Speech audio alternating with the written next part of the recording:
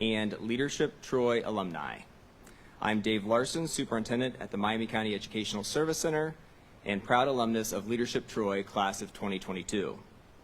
I will be serving as the moderator this evening. Before we begin, I ask that you please stand as able and join me in reciting the Pledge of Allegiance.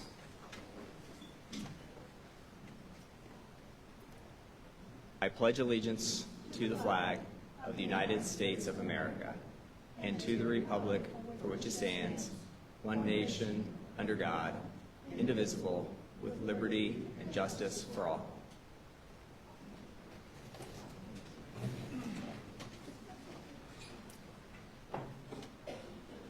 Thank you. We will begin with our opening statements. Each of the candidates and the representative for the bond issue will have 3 minutes for opening comments. The time limits will be strictly enforced by the timekeeper. You may have heard him in warm-up.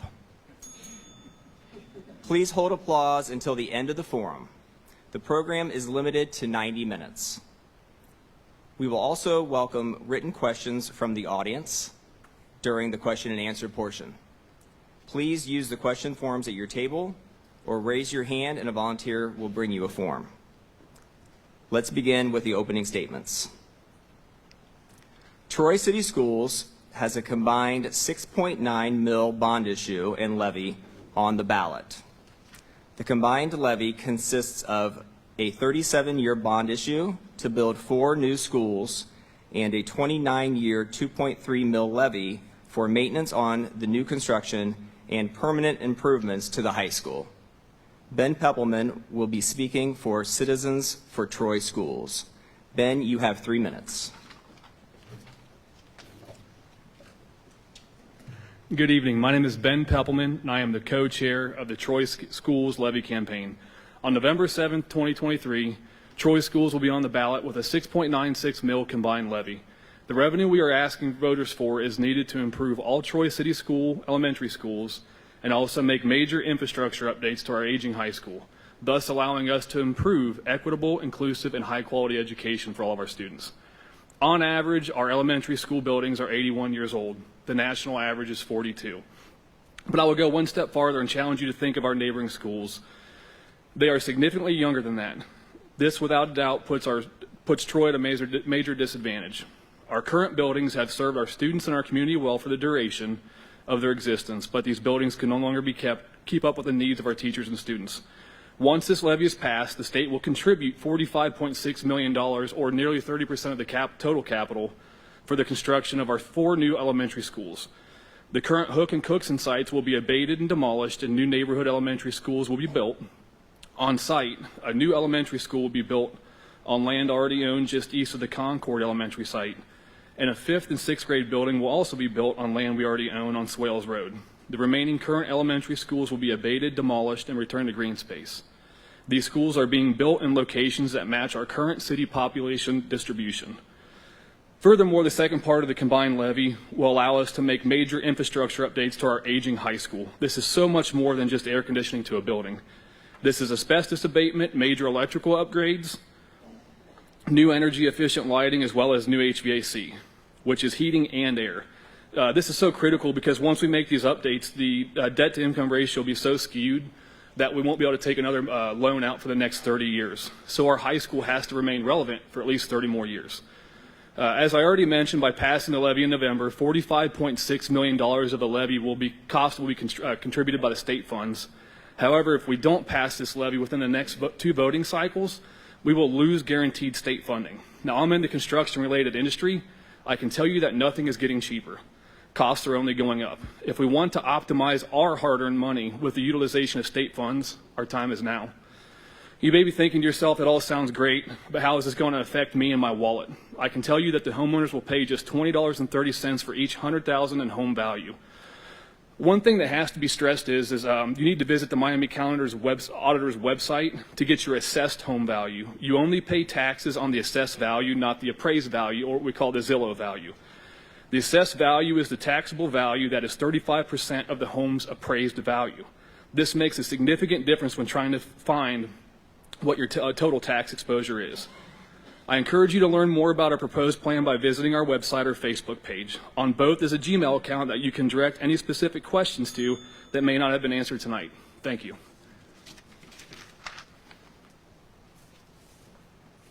Thank you, Ben.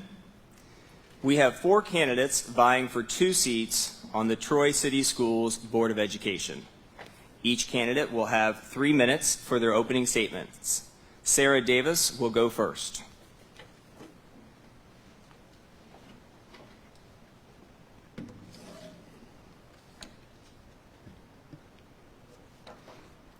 Good evening, and thank you for coming out tonight to support our schools.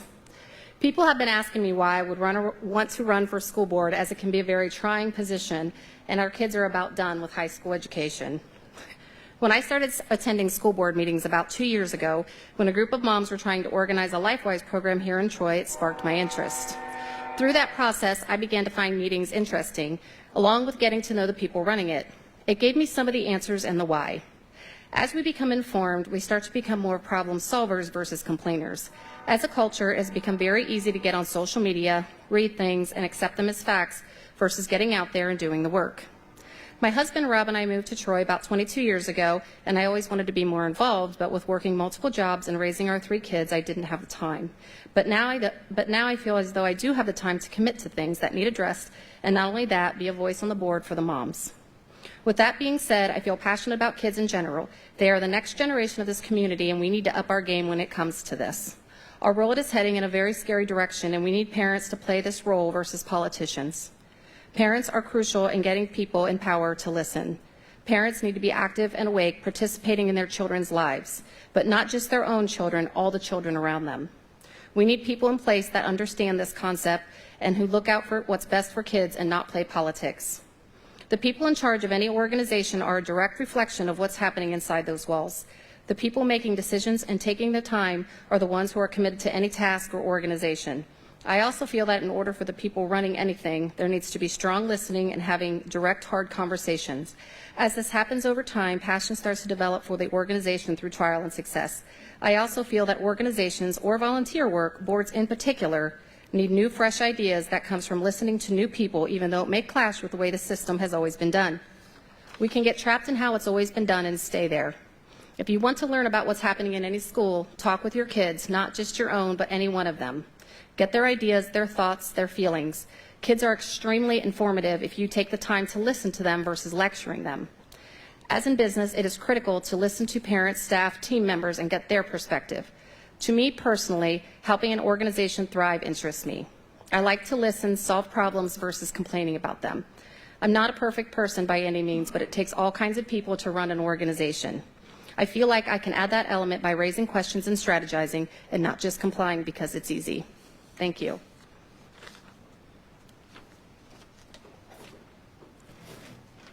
Our next candidate for school board is Brian Honeycutt.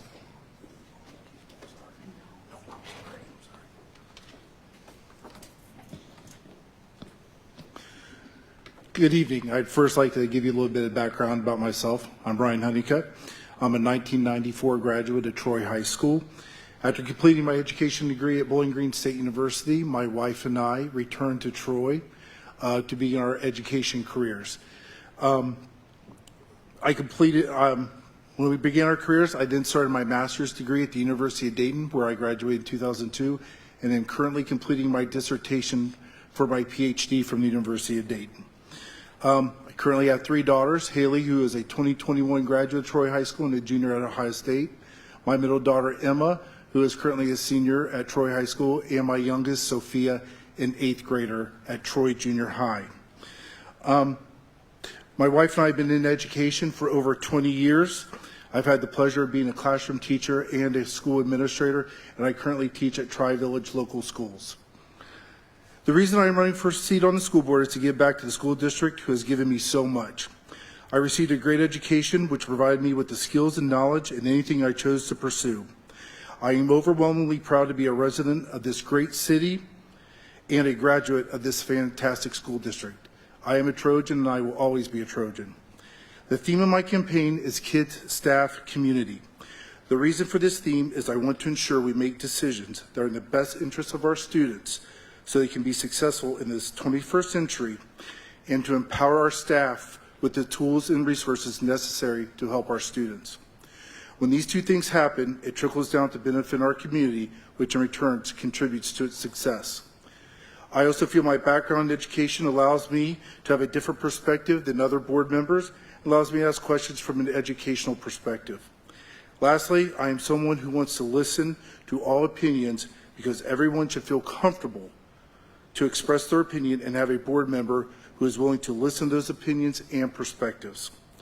Troy schools are the cornerstone of our community, shaping not only our children's futures, but also the very fabric of our community. As we look ahead, we must prioritize what is truly paramount, doing what's best for our kids. I believe people should be running as a service to the district and community with the goal of improving the district/community for everyone. Thank you.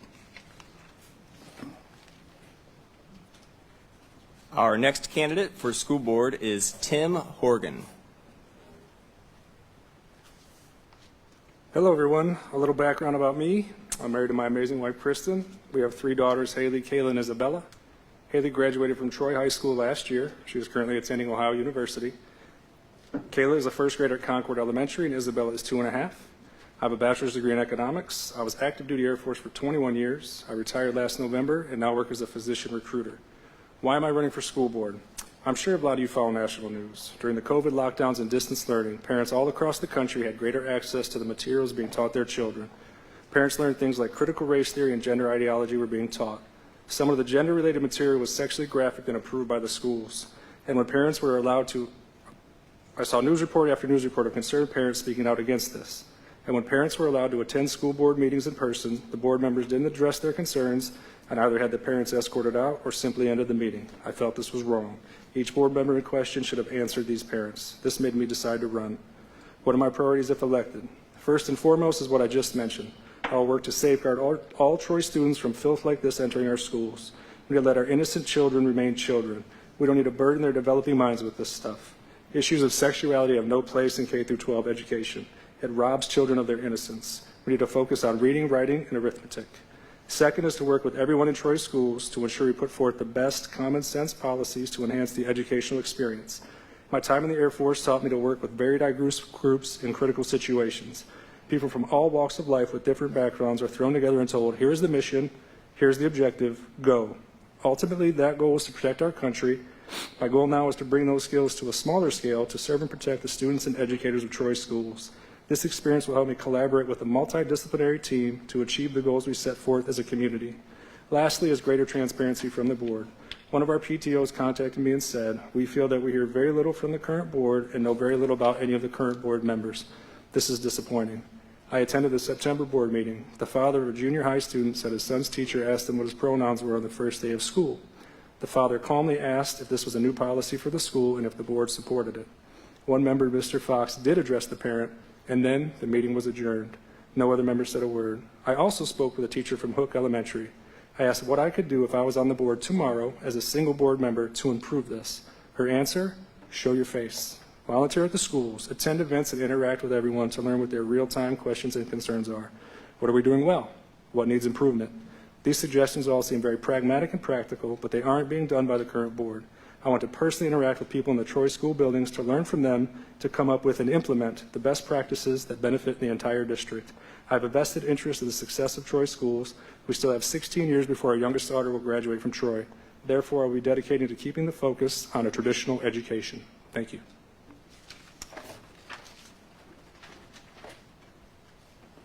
Our final candidate for school board is Ben Redick.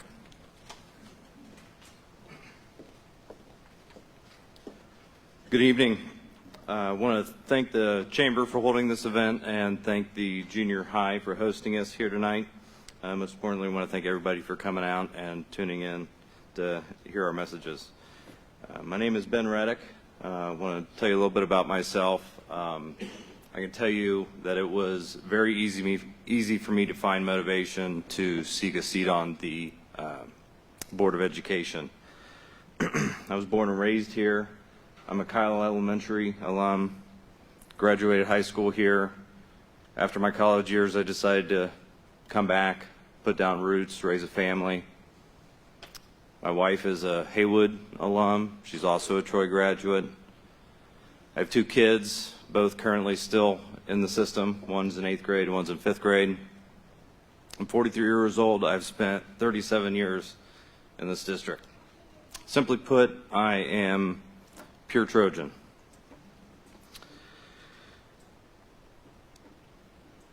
I've been deeply involved in a number of community organizations over the years. Leadership Troy, Troy Ambassadors, 2 full terms on the Troy Main Street Board of Directors, including 2 consecutive years as board president. I currently sit on the Board of Directors for Miami County Momentum, Tip City CIC, and Troy Development Council. It is through that experience at a board level that I've learned that collaborative efforts are what are required for an effective board. I come from the private sector. I'm a state licensed real estate broker and an entrepreneur. I believe this position requires an analytical mind. In my profession, I help individuals and small businesses make very complex analytical decisions and investments in our community. We'll need to be able to set up goals and deliverables to be able to track progress. We'll need to keep a close eye on budgets and ensure that the community's tax dollars are providing a value. These are qualities that I would bring to the position. If elected, I commit to Board candidates. We have 2 candidates vying for a seat as the Concord Township Fiscal Officer. Bill Whidden was unable to attend this evening. We will now hear from Pat Quillen.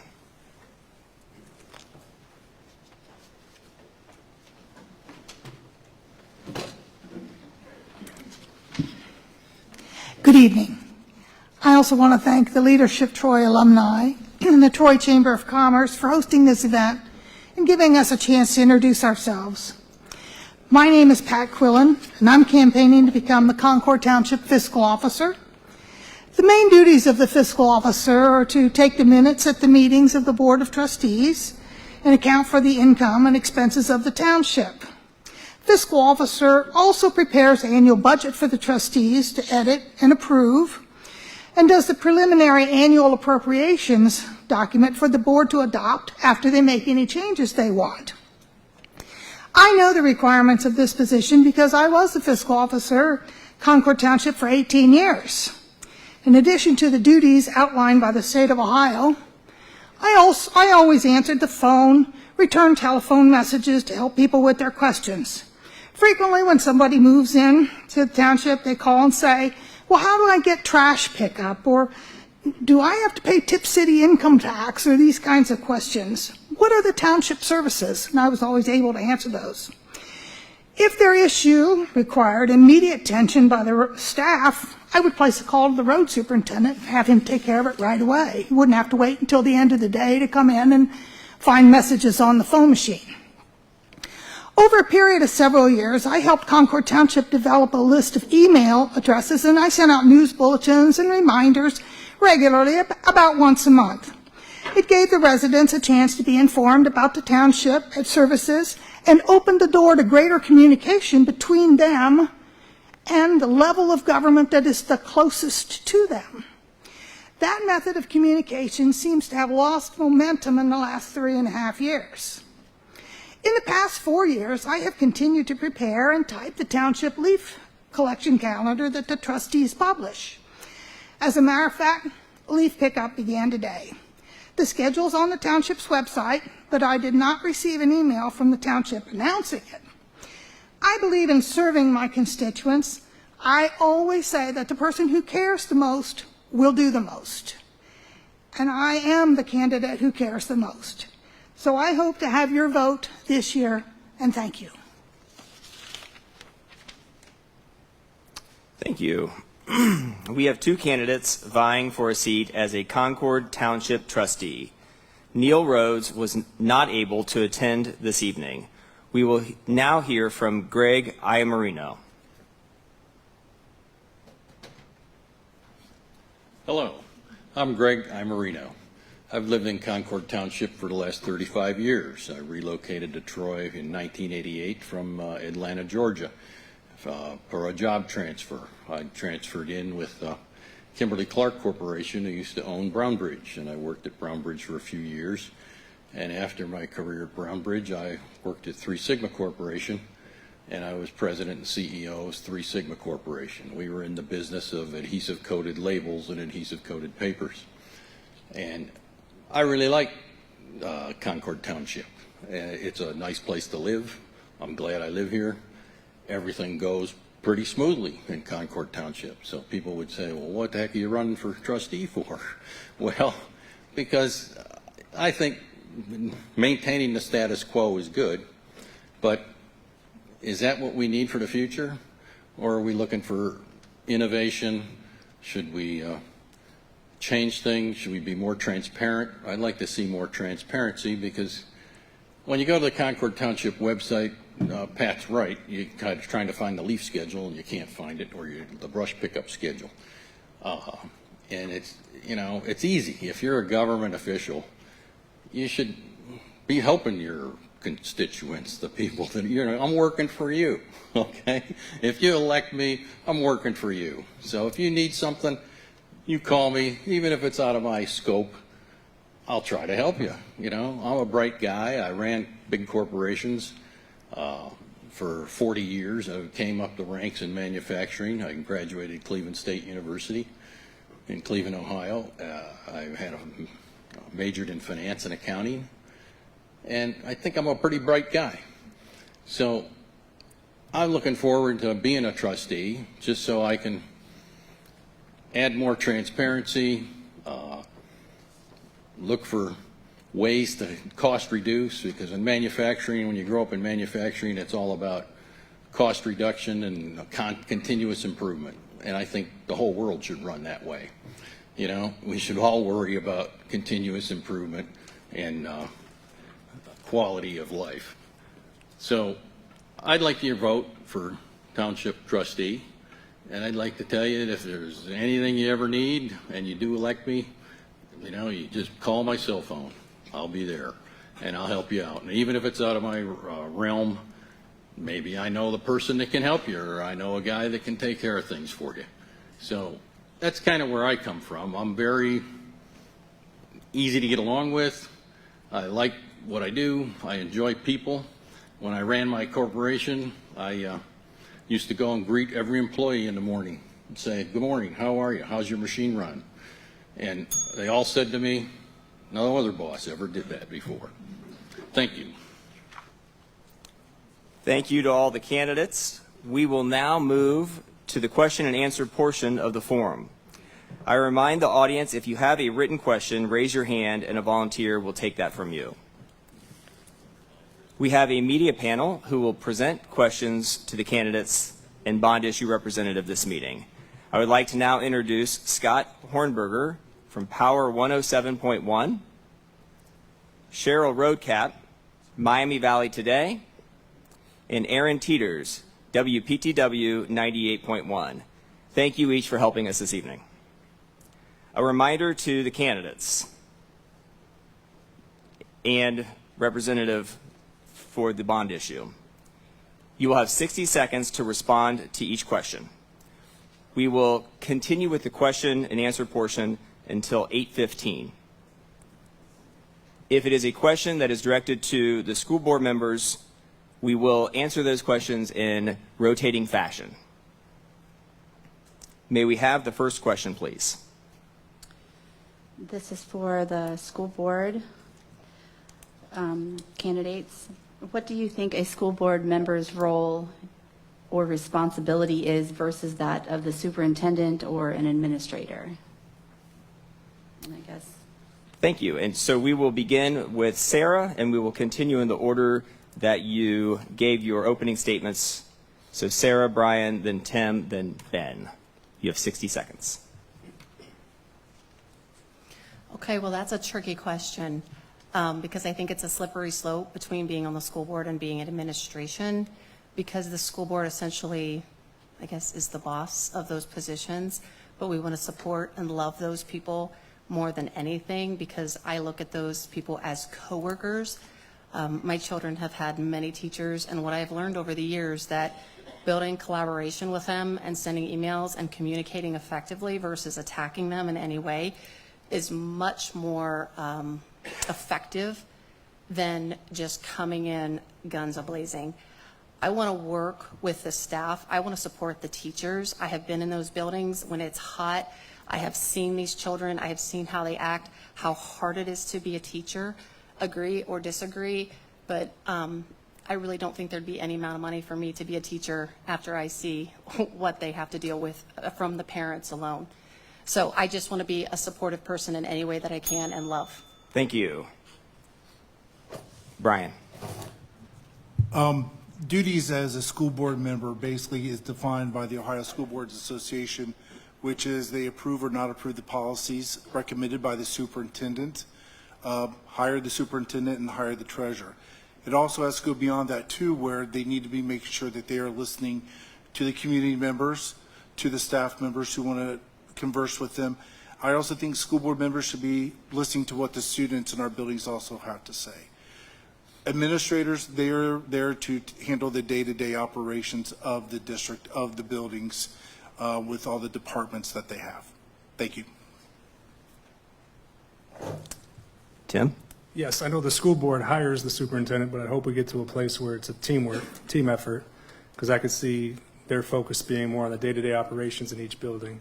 And we would have to be, the school board, be more active in going to PTO meetings to see what their concerns are, more along the lines of seeing the students and the parents' concerns while they're busy with the day-to-day functioning of each school building. Thank you. Ben? Yeah, so the school board, its main role is to set the policies for the district, like Brian was alluding to. I think it's also very important that the board has an open line of communication with the superintendent, open line of communication, as some have said, with staff, students, community members. They can just be another avenue to be able to provide feedback to the superintendent and, even more importantly, be able to provide accountability for the superintendent. Thank you. Next question. Good evening. I'm Scott Hornberger from Power 1071 Radio. This is for the school levy. If the levy passes, when will construction begin? If the levy does not pass, is there a plan in place for the current buildings?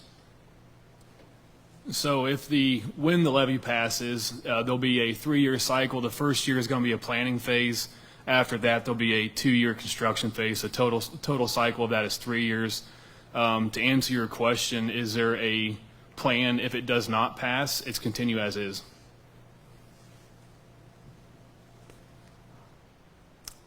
Next question. Aaron Teeters, WPTW. This is a question for school board candidates. What is your position on the upcoming bond issue for the new schools? This time we will begin with Brian, and we'll be followed by Tim, then Ben, then Sarah. I am supportive of the bond issue that we currently have. Our buildings are outdated. It is time to construct new buildings. I am also a Kyle alumni, and I drive past that building quite frequently, and it would pain me to see that building come down, but we also need to do what's in the best interest of our students, which is providing them with a 21st century building that can handle all the needs that our teachers also have with electricity and also technology. Yes, I support the levy as well. Some of the buildings are just simply really old. And Troy has been growing over the last few years, continues to grow in order to keep our Troy families here and then also attract new ones. The facilities have to be up to date and current. And that would be a big, big draw. And if it doesn't pass, a big negative for future growth of Troy. I'm also a supporter of the levy. Buildings are outdated. We've all seen or heard the stories about the temperatures in the warmer months. Handicap accessibility is slim to none in most of the buildings. These are facilities that the staff and the students deserve to be able to have the environment that is conducive to quality education.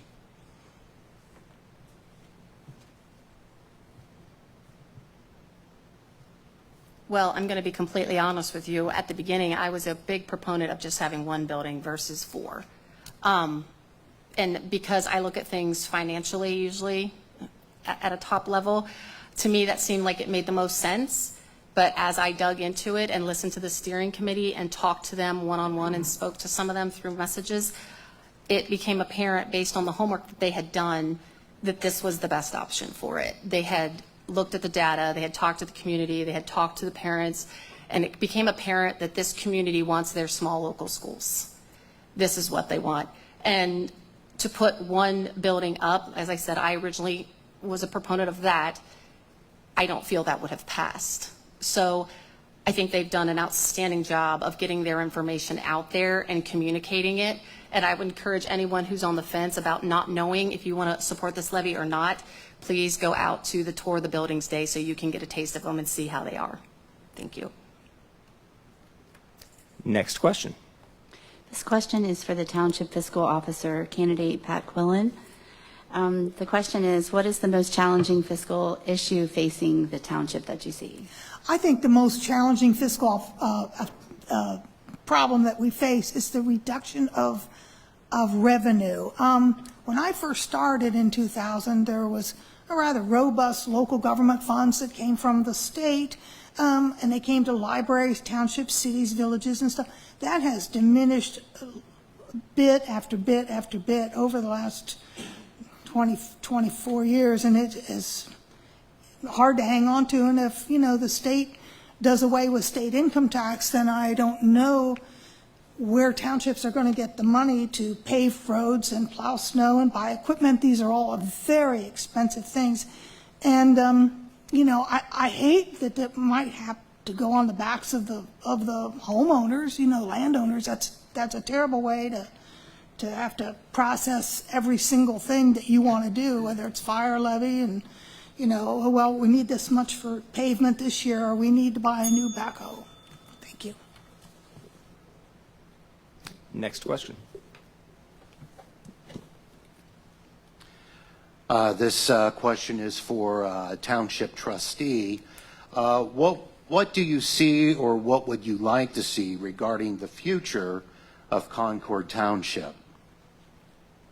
The future of Concord Township. As we know, the world is changing rapidly, and I don't know what future growth is going to be in this area, but we do have a lot of land, extra land or land to build on, and there's a lot of things going on. We've got, we got a new sheets station coming in up by the hospital, so there's a lot of development that's been going on in the last 10 or 15 years. I would say managing development is probably going to be the biggest problem in the future.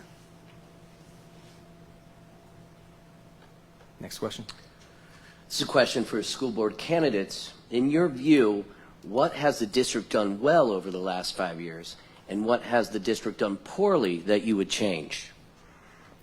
We will begin this round with Tim. The way that the steering committee is doing the levy this time, I think, is an improvement, because it has to be. I think it's critical for the schools moving forward. Something I would change, I spoke with a teacher at Hook Elementary, and she said the consistency of the schools was an issue. She said it's improving, and I didn't realize how many kids transfer between schools within Troy, within the same grade, and that there needs to be improvement there to where they're on the same level, to where they'd be interchangeable if they went from one building to another. Yeah, I think if you look at recent scoring for the district that's come back, I think it's done a very, very good job of making some very impressive improvements across the board. As far as something they haven't done well, I think that the board of directors now and the district as a whole does an okay job with communication with families and staff and the community. And I think that's something that we can really improve upon. I think what the district does very well is administration, and I know this from my kids being across multiple schools. The Troy staff is wonderful. The educators, I can't say enough about them and how they support their students. I've seen it through coaching. I've seen it through the teachers. I've seen it primarily through most of the principals. I think communication is getting better. It's always been an issue. I've heard it for 15 years, but it is getting better based on what I've seen through Facebook, coffee chats, emails, and things like that. There's definitely room for improvement of that, but it's getting there. What I think needs to be addressed is mental illness and bullying issues where kids are struggling individually, and how to communicate that with the parents so it's not done behind the walls and missed. Where I think the district has done well is they've done a good job educating our students, which is evident through the state assessment scores that the district received. I believe the messaging has been done exquisitely well about the need for new buildings. I believe we do a good job of providing opportunities for our students. Communication has gotten very, very good. I believe there's always room for improvement on communication, but we're able to highlight what our students are doing well, the events that are going on in our district. And I think we've done an excellent job of hiring staff to educate our kids, which is evident through our state test scores and the opportunities that they have once they leave Troy City Schools. Next question. So this question is for Ben, the citizens of Troy Schools. And the question that I've heard asked several times from various people when I told them I was coming is, what do you think is different this time, that the levy that you feel that you're presenting that will make people vote for? Yeah, that's a good question. Thank you. I think there's a couple things. One, we took an already pretty decent plan and modified it. We took the feedback from the community and flipped it, the Swales Road, which was going to be an elementary school, up north, and are now putting a 5th and 6th grade down there in the hopes of keeping as much of a neighborhood community schools as we can. The two big differences compared to the last time, though, are one, no major pandemic going into a voting cycle, and hopefully it stays that way. Second one is guaranteed state funds. We have, again, almost 30% total capital of guaranteed state funds that we did not have before. Next question. This is for the school board candidates. Recently, there was a request for review of 9 books in Troy City School libraries. These books were about homosexual and transgender topics. After review by staff, 1 book was removed and the other 8 were kept in the libraries. Do you think it is appropriate for these books to be purchased with taxpayer funds and be in school libraries for minors to access without parental consent? If so, why? If not, would you take action as a board member to remove these books? This round we will start with Ben. So the district currently has a policy for book review now. I think on some of this stuff it's not out of the question to revisit those policies and see if there's any room for improvement there. But basically, our society operates under a set of decency laws, and anything that would violate any of those basic decency values, in my opinion, should be considered to be removed and not have to expose our children to that kind of material. Okay, we will go back up to Sarah. I believe strongly that any book in any school should be age appropriate. And when I dug into this, when this was going on last spring, and I watched the meeting, I was probably at one of those meetings, and researched the books and sent an email, I can't fathom my children seeing these books. So I did send an email, and I know it was discussed, so I wasn't on the board clearly at that time, so there's nothing I could do about it, but I would want to take action and review those books. I did say, I understand this, maybe this accidentally happened, it got through the hands somehow, but they were made aware and they were still there. I don't think there should be sexual content at all like that in buildings, especially in junior high. I believe, as Ben said, the district does have a process, and it seems that process did work this summer, where they had the committee to review the books. But our books that are in the library should be age appropriate, and if not, there is an avenue for concerned citizens, parents, students to bring that up and had that book reviewed by the committee to determine whether or not it does belong on that bookshelf. I don't know the exact names of the books in question or the content within them, but there is no place for any kind of homosexual, heterosexual. Some of these books across other schools are incredibly graphic. It's basically pornographic material, and they have no business in a school library. If a parent wants to buy that same book for their kid and read it to them, happy, go for it. But it does not belong in any school in Troy. Next question. This question is for Concord Township Trustee.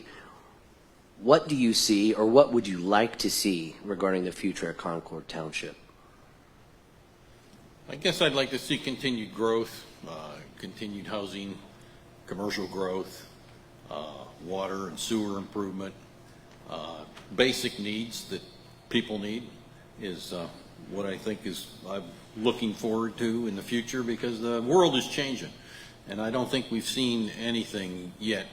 Once this AI stuff gets, artificial intelligence gets rolling, the world's going to start changing a whole lot faster in the next 10 years than it did in the last 10 years. And so I think we need to have innovative people in the positions that can manage this change, and people that worry about cost management, continuous improvement, and innovation. I think that's what we're going to need the next 10 years. Next question. This is for school board candidates. How would you handle conflicts or disagreements among board members? So we'll go back to the top of the order. I would probably, first of all, sit back and analyze maybe why there's a disagreement first, instead of jumping right in and just attacking each other. I would maybe want to talk to that person one-on-one. That is my skill set. I'm more of a relator versus a big crowd. I will gravitate towards somebody and openly have that conversation versus speaking about them behind their back. That's not how I do it. And so people love that about me or they hate that about me. It goes both ways, but you know where I stand. I'm not going to say it behind your back. I'm probably going to confront you one-on-one. And like I said, people love that or they hate it. But I do like to work with people and understand their perspective. And like I stated, instead of hearing it from somebody else and basing my decisions on what other people tell me, if that makes sense. Social media is my Achilles. I hate reading negative things about people and then and trying to draw facts from that. I would much rather confront the person and have that discussion. Have a conflict with the other board member. You need to have an open and honest conversation. You're adults. You can have those, be respectful of other opinions. I feel like today, when we don't agree with somebody's opinion, we don't get along. And now we should be able to have open and honest conversations and understand that other person's viewpoint, their perspective, and have those conversations. But be respectful and most importantly, be an adult. Yeah, absolutely. Directly, I mean, I have a saying that I live by is get the awkward out of the way. If you know there's an issue, confront it. I mean, we're civil people within a room. We have a job to do. We're not going to always agree, but address it, explain yourself, explain themselves, and other board members could chime in and mediate. Maybe if it's just two individual members, I don't know. But a collaborative effort to get it done, I think, address issues directly and civilly, and that'll work. Yeah, like I mentioned in my opening statement, collaboration is very important for effective board work. We have what, 100 people in this room, let's say. There's 100 nuanced viewpoints in here. So I'm someone that wants to understand how people tick, where they're coming from, how they got to their viewpoint. It's going to help to educate me. It's going to help me understand how to communicate my point to that person. I just think open and honest communication and being able to be a collaborative board is going to be the most effective way to move forward. Next question. This question is for Concord Township Trustee. Do you have any specific issues you would like to see the Board of Trustees address? And if so, what? Well, one issue I proposed a couple of years ago was aggregation of the refuse removal, because people that live in the township have to buy trash service from either Rumpke or Waste Management. and it was costing me $50 a month to get my trash picked up and my recyclables picked up. And nobody told me about the Blue Bag program that we have here in Miami County. And probably a lot of people in this audience don't know about the Blue Bag program that we have in Miami County. But if you're, my wife and I have been married 50 years, and you know, there's just the two of us. We don't make a lot of garbage. Okay, so it's kind of nuts to pay $50 a month to pay for get your garbage to get hauled away. Well, the Blue Bag program is you go to the Miami Engineering the transfer station, and you give them $6, and they give you 5 32-gallon trash bags. Those 5 32-gallon trash bags last us probably 2 months. Thank you. Next question. This question is for school board candidates. What experience do you have with complicated budgets? What process will you use to know that the school district is operating within the budget and fiscally sound? This round we will start with Brian. Oh, great. Thanks. With budgets, as a high school administrator, I deal with budgets. As a teacher, I have to deal with the budget of my classroom. My experience that I've seen going through the University of Dayton Educational Leadership Program for my principal's licensure and my superintendent's licensure, I received experience in training on how to evaluate budgets. And the Board of Education does a great job with their monthly board meeting. They attach a financial statement to the end so you can know the financial health of the district and where they're spending their money at. I was a lead recruiter in the Air Force, and for our region, we had a budget for different events where we would go out to speak with people and resources for our recruiters. Going to be honest, it was not at the scale of a school district, so I would definitely have to lean on the right people to get the additional knowledge I would need to address these issues. Yeah, so as I mentioned in my opening statement, I've served on several board of directors over the years, and each one of them had its own unique set of revenue, its own unique structure, budget structure. So it's just very important to be able to track that carefully on a month-to-month basis, understand what's scheduled to come in, what's scheduled to go out, and whenever there's any shortfalls, be able to step up and develop a special revenue system, if available, to be able to fund a program when it's available. So for me personally, anybody who knows me knows I'm married to CPA, praise Jesus. And so he's wonderful at his job, but I do know my skill sets, and that is not a strong skill set for me. I've been on the CASA board for 8 years, and we are very, very tight on our budget, and I stay in those decisions.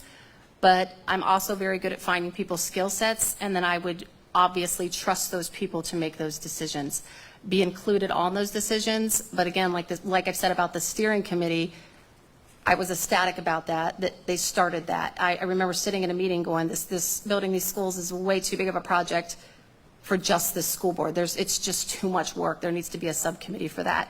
So I do believe in finding people's skill sets and having them and trusting them with their role. Next question. So this question is for the Township Fiscal Officer candidate, and the question is, how will you ensure transparency in the township's financial reporting?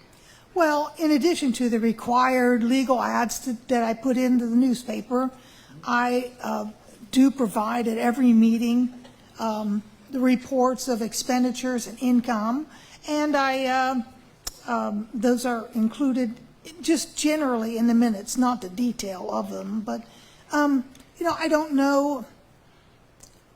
I respond to every request for a record immediately. And if someone comes and says at the end of the year, I'd like to see your end of year reports, I make an appointment. They can come in within a day and sit down, take as long as they want. And I've had that happen. So, there's only just so much you can do to drag people to look at your papers, But I do, if I would get a request, it's an immediate response.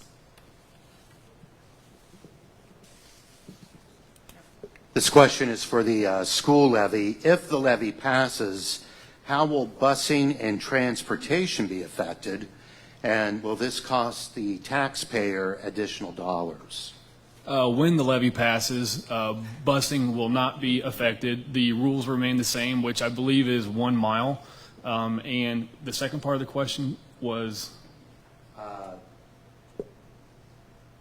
Will this cost the taxpayer additional dollars? So we posed that question as a committee, and the response back is no to negligible.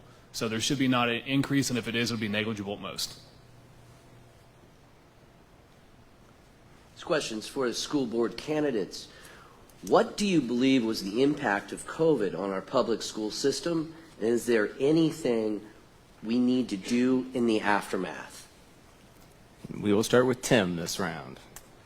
Wow, I think that our response with the excessive distance learning and masking was not great. I hope we learned our lesson. And as far as the aftermath goes, I hope we don't repeat it, because there's rumors that masking is going to come back and things like that. These young kids don't need to do it. I'm sure if you went to the meetings where the teachers were talking about young kids picking up masks on the playground out of a puddle and putting it on their face, I mean, we shouldn't be fooled again if that comes up. So, Yeah, the pandemic had a pretty negative effect on our, especially K through 12 children all across the country. You can see it when you look at the testing scores over the years. You see it. You see when you see a chart, you see the dip, and we're working our way back. And I think it's very important just to keep up the work that we're doing. And like Tim said, we just need to be careful on how we approach these matters going forward next time around. Hopefully there isn't a next time around. I personally feel that COVID has set our children back based on what I have researched by talking to various teachers, and not just Troy City Schools, but across the board in different districts. Our students, I would say on average, from what I've heard, are 2 years behind. I have a teacher who said that we are still teaching 3rd and 4th graders phonics. That's unacceptable. And it's not the teacher's fault. It's not anybody's fault. It was just because it was shut down. I don't know how that benefit anyone by having these kids locked up academically, mentally, and emotionally. I know my kids were dying to go back to school after about 2 weeks because they just could not handle being stuck in our house and not socializing. So I would not support whatever this comes down to, shutting the schools down. I don't think that benefits anybody. I believe it had a tremendous impact on the kids as somebody who experienced it firsthand of having to teach online to my students 8 periods a day. You can see the impact. You can still see the impact it had on their education and trying to make gains.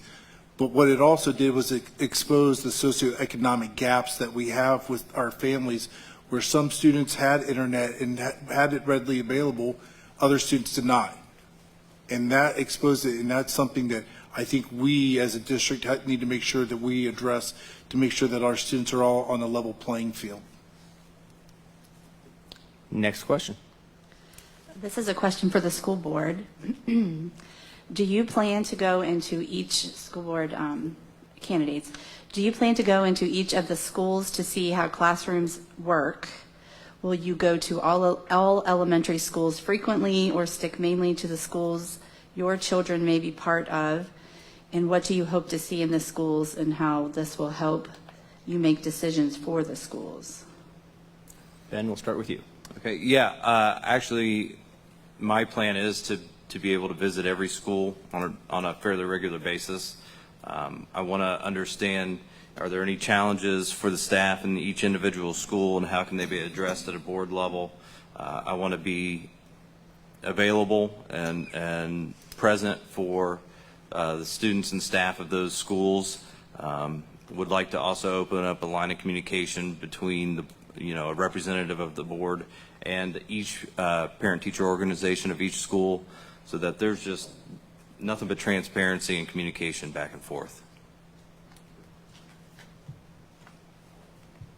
Yes, that would be one of my primary things. With having kids my age, and they've already gone through the district between Concord, Haywood, Van Cleve, Junior High, I've been through all these buildings. And kids do overall, like I stated, interest me. And I think getting in there and actually understanding what happens on day to day, you can see all the data and all the paperwork, everything that you want. But unless you get in there and you actually talk to the teachers, I know I spent a day helping a teacher last August setting up her classroom, and it was miserable. I was in there for like 6 hours, and it was so hot. And all the stuff that she had to deal with and go through to get that room set up on a limited time, I was so unaware of actually what was happening in there. And so that actually drew me in more to see what the teachers had to deal with. And so, like to his point, I would love to get into those buildings and actually talk to the children. As I stated in my opening, when you talk to kids, they give you a lot of useful information about their peers and their teachers. Absolutely. I like to visit each building, but I want to be sure that I'm also coordinating with the superintendent and the principal, because I do not want to go in there and create disruptions, especially during the springtime when we have students in testing. So I would like to be able to visit new buildings, and when the levy passes, be able to visit the new buildings. Absolutely. This is what I look forward to if I get elected. I like in person. I'm probably the youngest up here, but the Zoom and the Skype and all that stuff, it has its place, and it's a nice addition if you need it.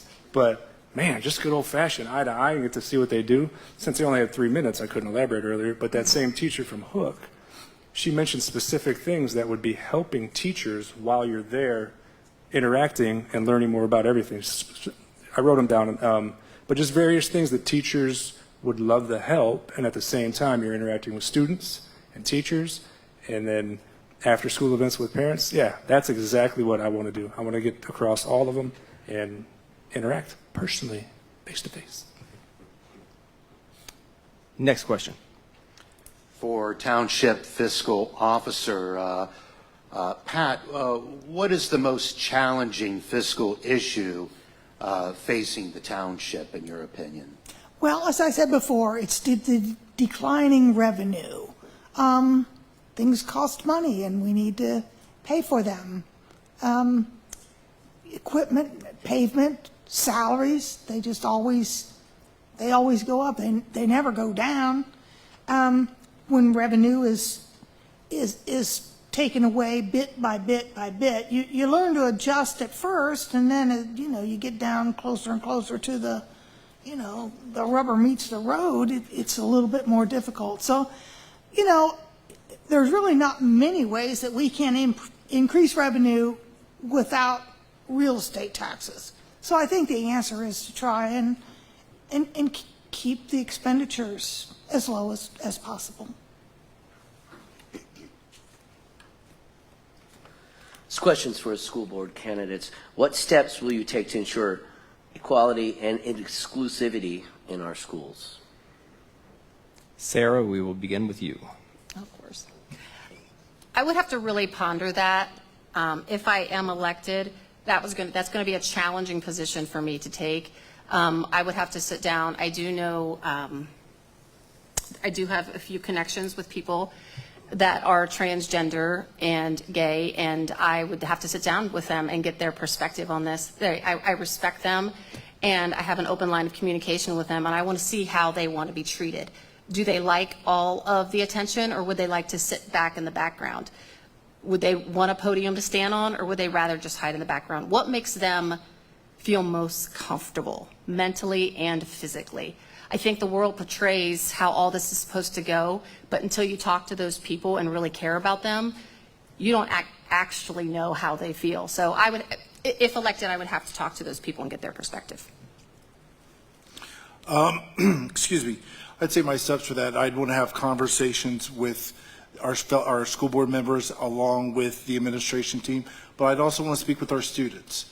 What are the things that we're doing well in the schools right now to foster inclusivity, but also what are the areas that we need to improve on to help foster that even more, to reinforce it?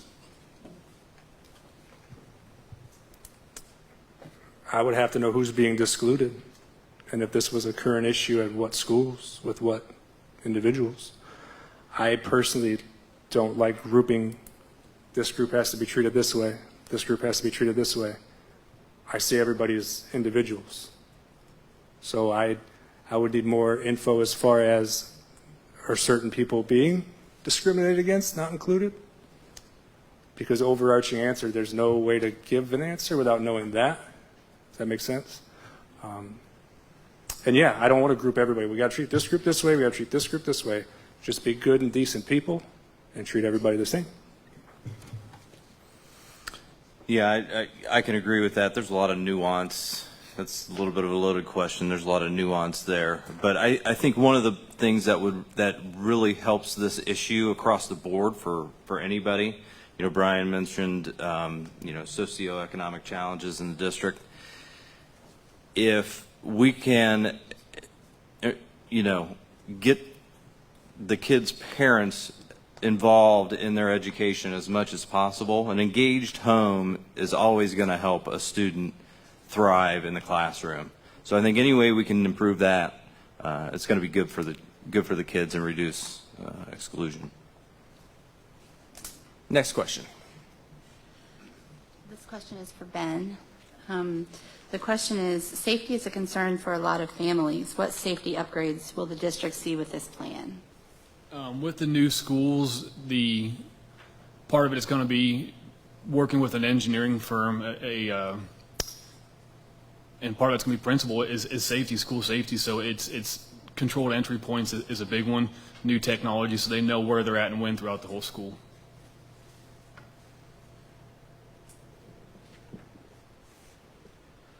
For the school board candidates, what changes in curriculum would you want to see if elected?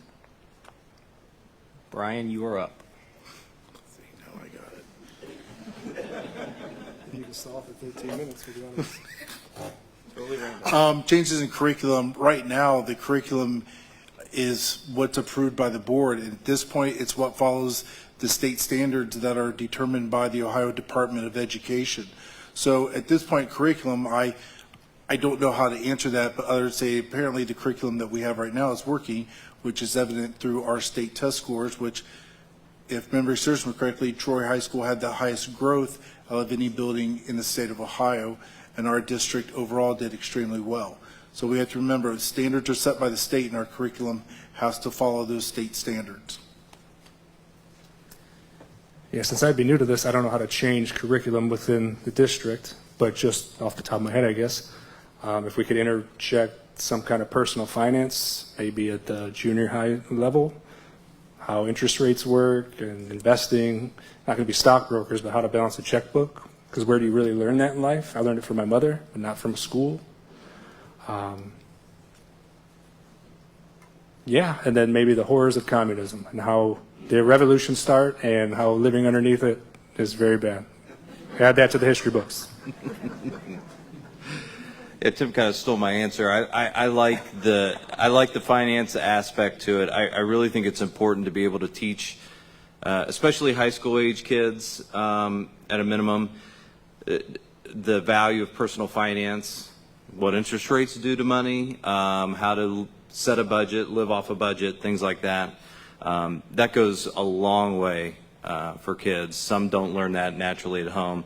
And I think the other thing is, like Brian said, the state sets the standards, so the board just needs to be prepared to act if and when those standards change and come down from the state. Again, I'm the last one to speak here, but I just kind of reiterating what they say, the curriculum we can't really do a lot about. I care more about the content of what's in the curriculum. I care more about what's being taught in the curriculum. I would care more about what the parents thought if something was put in there that they didn't agree with, if something was snuck in that they were not comfortable with. I would want that addressed. I don't know. I don't know exactly what I would change, but I would want to stay with just basic reading, writing, math, and arithmetic, those things. That's what's important. And to their point, how to balance a checkbook. How do you bring industrial tech back? How do you bring home ec back? How do you teach these kids to do day-to-day things? Next question. This question's for Township Fiscal Officer. What prompted you to decide to run for a Concord Township Fiscal Officer, and will you stay if a different office becomes available? yes, I will stay. This is it for me. I just know, I mean, I have done this job before. I know what's required. I know what needs to be done. I'll be ready to go on the first day. I know that I can do it better than the person who's doing it now. And I think that the constituents need to be taken care of better than they are being taken care of now. So that's the main reason. Next question. This question is for school board candidates. The question is, do you support religious education during school hours through a program like LifeWise Academy, which is operating in several neighboring school districts? I get this one? Yep. All right. I don't know a lot about LifeWise, so I'm going to be honest with you about that. My understanding of it is it's voluntary. The school does not fund it. If I'm wrong on this, let me know, but if that's the case, if it's not compulsory, then I don't see the problem with it. If there's more to it, like logistics of having it implemented that I'm unaware of, so be it. But just the simple, it's existing, I don't see what the harm that would be, as long as the students weren't forced to have to do it. Yeah, I'm not aware of the program either. I mean, is it a class that's taught, or is it an extracurricular? Because, you know, I don't have certainly don't have a problem with any extracurricular. It's fully voluntary. You know, if it's a class that's offered, that's a voluntary class, I suppose.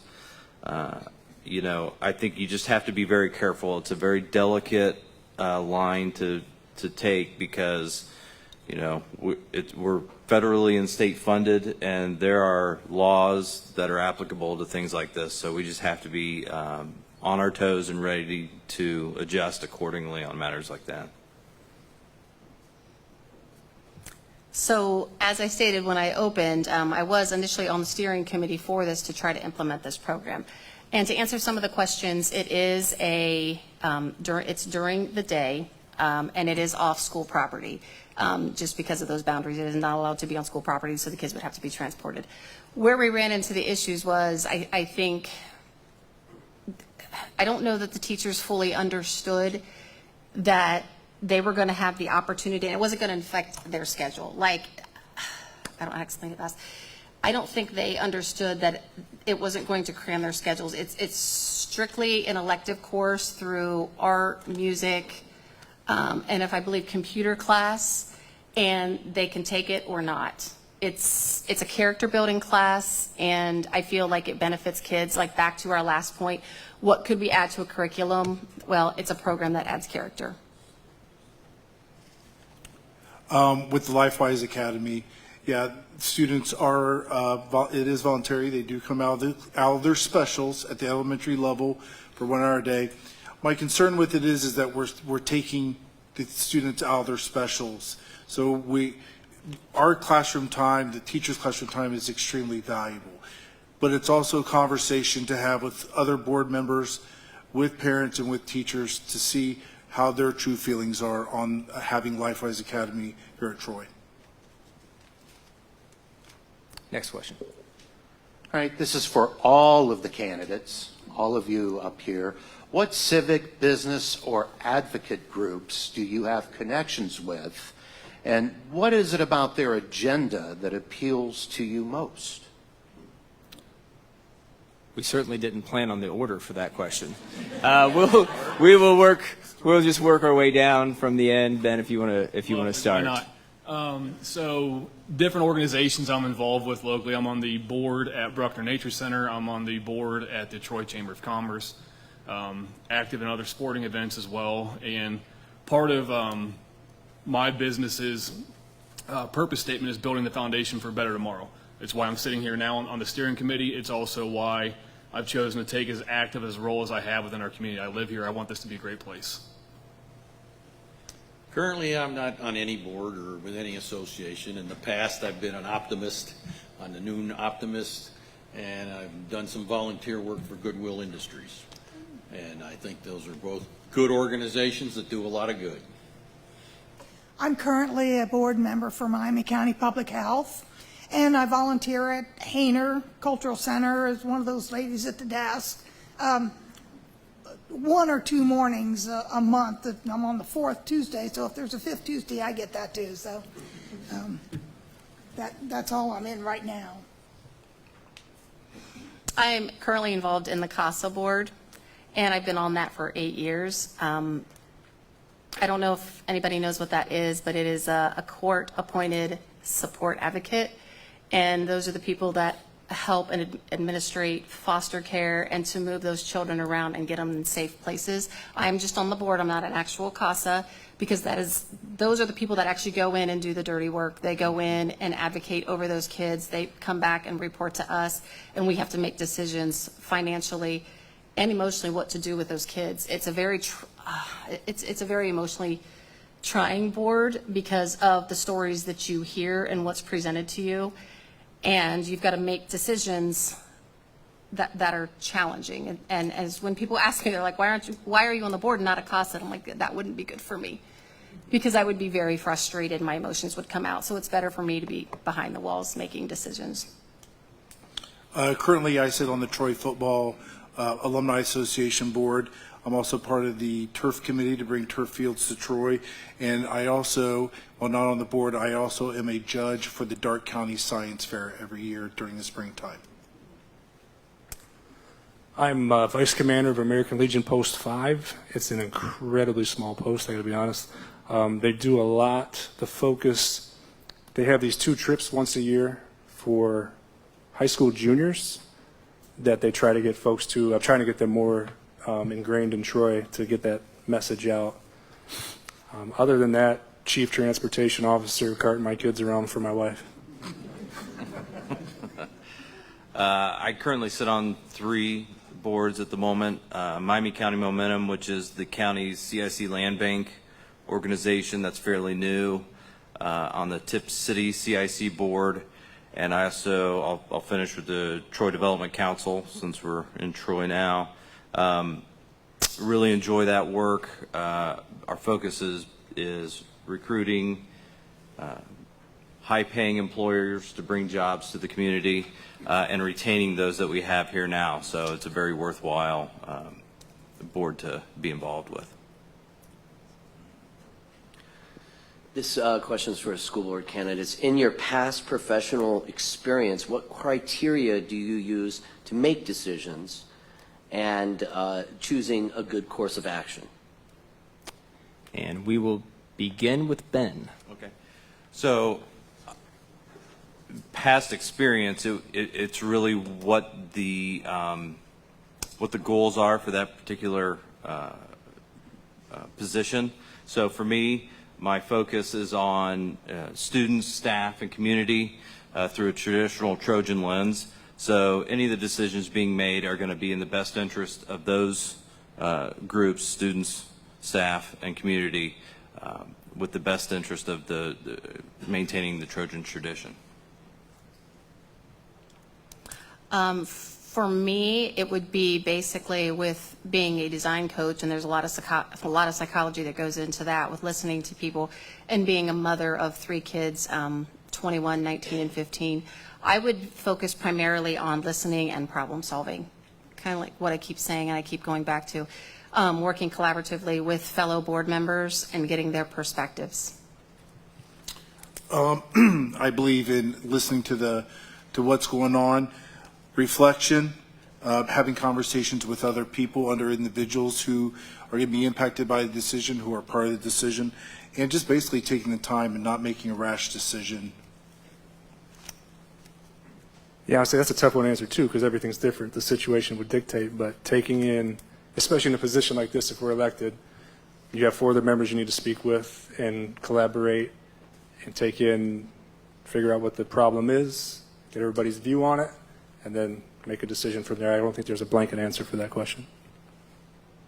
Okay, thank you. That ends the question and answer portion of the evening. It is time to wrap up our forum with closing statements.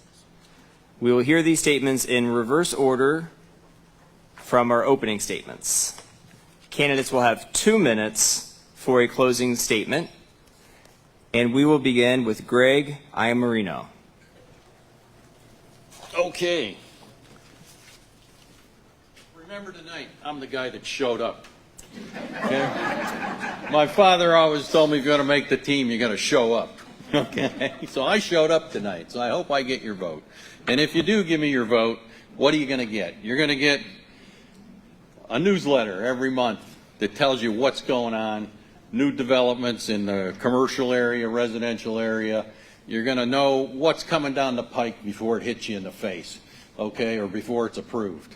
So that's what I want to do. I want to have an interactive website, part of my transparency program. You know, you should be able to go to the website, get the information you need, and if you can't get the information you need, you ought to be able to type in there and say, hey, stupid, I need to know this tomorrow morning by 7 o'clock. Okay? So that's what you're going to get with me. You're going to move into the 21st century, okay? Because I think that's the one thing lacking in Concord Township. We provide all the basic services. It's a wonderful place to live. I've got no complaints. They pick up my leaves, they pick up my brush, they plow my snow. What more can you ask for, right? Okay. Well, I think in the next 10 years, our heads are going to start to spin because the 21st century is going to grab us, and it's going to be scary, I think. Inflation right now is a big issue for everybody. And I think we need to, have cost management. I mean, inflation's not going away. I mean, we turn on the news every night and it seems like the whole world is going crazy. People are shooting at each other and blowing up buildings and it's like, oh my God, this is nuts. And who knows what's going to happen. But I'm a little concerned, that the next 10 years, we better have people in place that know how to handle problems, that know how to solve problems, that know how to move quickly and get things done. So I'm the guy that showed up. I think I can get things done. Please vote for me. Iammarino, remember that name, okay? Iammarino when you go to the ballot box. There's not many Iammarinos anywhere else.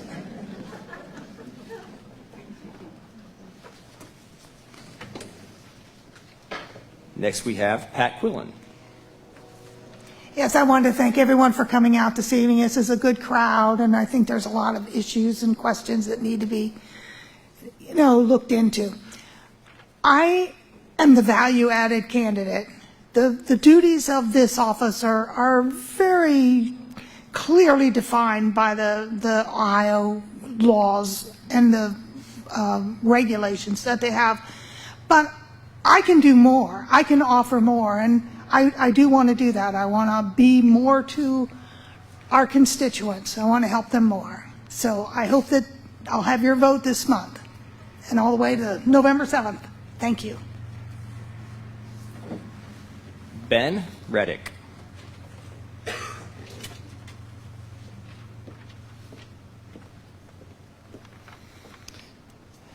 So when I was growing up, my dad served on city council for many years. He always held himself to a very specific, maybe strange standard that he wasn't going to complain about anything that he wasn't willing to step up and help improve. And that's how I approach this opportunity.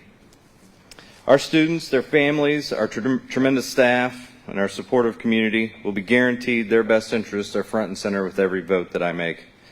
Education and safety. That's it, folks. When you boil it down, that's what we're talking about. Education and safety. Sure, there could be some challenges along the way with state and federal mandates that might throw a curveball at us, but rest assured, when that happens, I'll take a pragmatic approach for solutions so that we can give the students and staff resources they need to succeed. And ensure there's a safe environment where the focus is education, not anxiety or outside noise. Where parents and guardians are informed of what their child is learning and what challenges their child may experience. Where the community is assured their tax dollars are providing value. A place where the tradition of Troy City Schools will continue with each class that walks across that stage in Hobart Arena. So with that, I ask for your vote by November 7th, please. Thank you. Tim Horgan.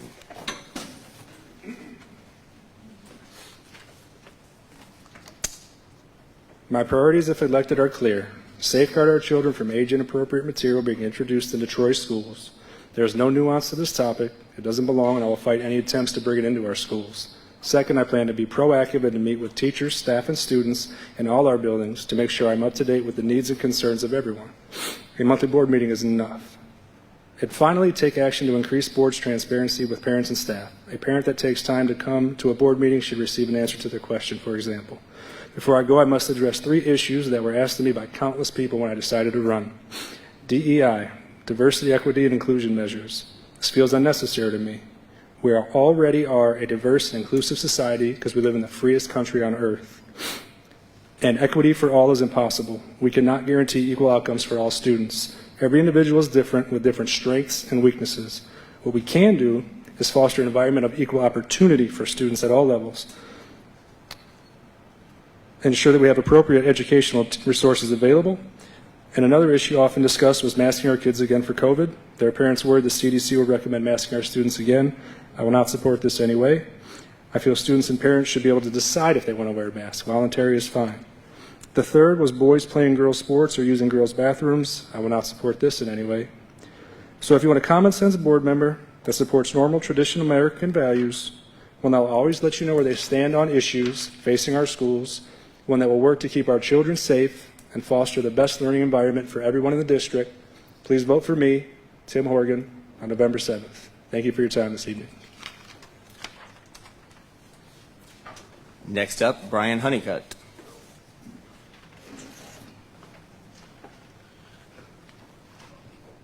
I first want to say thank you to the community for taking this opportunity to hear from all the candidates and about the school bond issue that will be on the ballot on November 7th. I'd also like to thank the Troy Chamber of Commerce for the opportunity to speak to the community and answer their questions. The school district and community are very special to me, and I've always wanted to find a way to give back, and now is that time.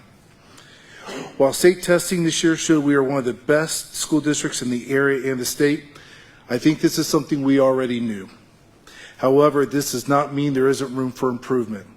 When I attended Troy City Schools, the motto was in the pursuit of excellence, and it continues to be that motto today. As we continue this pursuit, let us remember that it's not just about the end result, but about the process, the passion, and the perseverance. I'd be honored to serve on the Board of Education, and I humbly ask for your vote on November 7th for this election, or since early voting starts tomorrow, sorry, I'll take your vote tomorrow too. Thank you very much.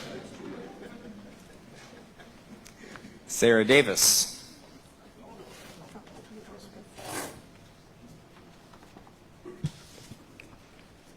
In conclusion, my personal resume as a parent over the last 22 years involves the evolution of social media and how it affects our children.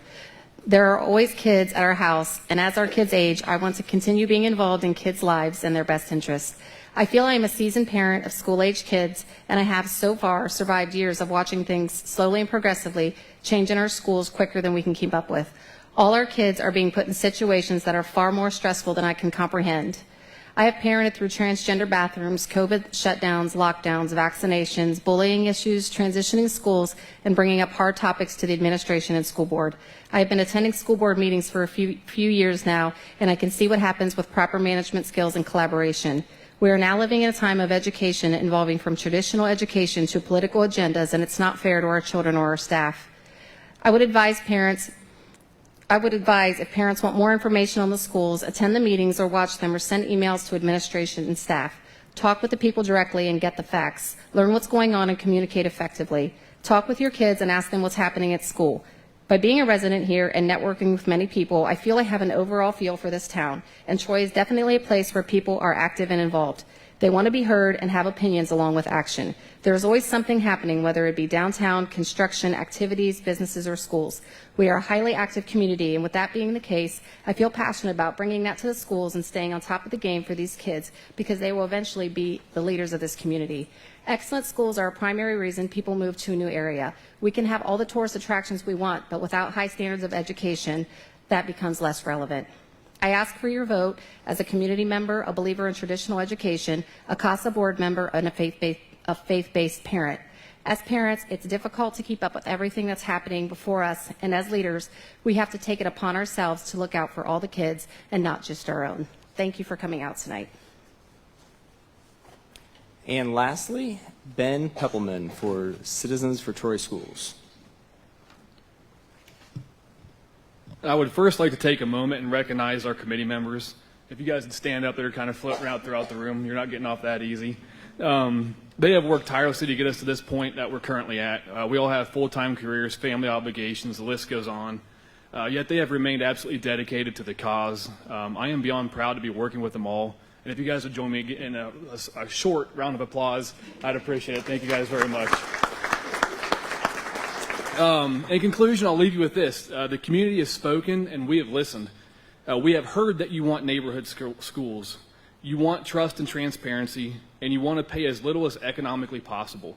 With 4 new elementary schools, high school updates, a committee that is rooted in presenting facts, and guaranteed state funding, this plan checks all of those boxes. It is our best option. Our kids deserve better. Our teaching staff deserves better. Troy deserves better. We need to do better. Trust the facts, plan for progress, and let's help shape Troy's future. Our time is now. Please vote yes for the Troy School Levy. Thank you for your time and consideration this evening.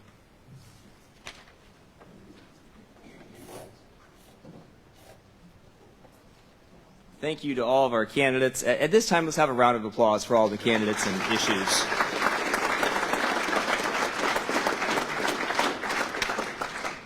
I'd also like to take a minute and thank Scott and Cheryl and Aaron for posing the questions this evening. Great job. We appreciate your assistance. If you had a question that that we didn't have time for, I do encourage you to ask the candidates. If you have time after the meeting or if you reach out to them directly. I know that it looked like we had some questions that maybe we did not get to. So if your question was not asked, I encourage you to reach out directly to the candidates. This wraps up our Meet the Candidate Forum. It's now time for you to exercise your responsibility and right to vote on Tuesday, November 7th. Thank you to the Troy Chamber for live streaming this event and to Power 107.1 and WPTW 98.1 for broadcasting the forum. Thank you to everyone who was listening and watching at home, and thank you very much for all of you who took the time out of your evenings to participate in this event. Have a safe trip home. Thank you very much.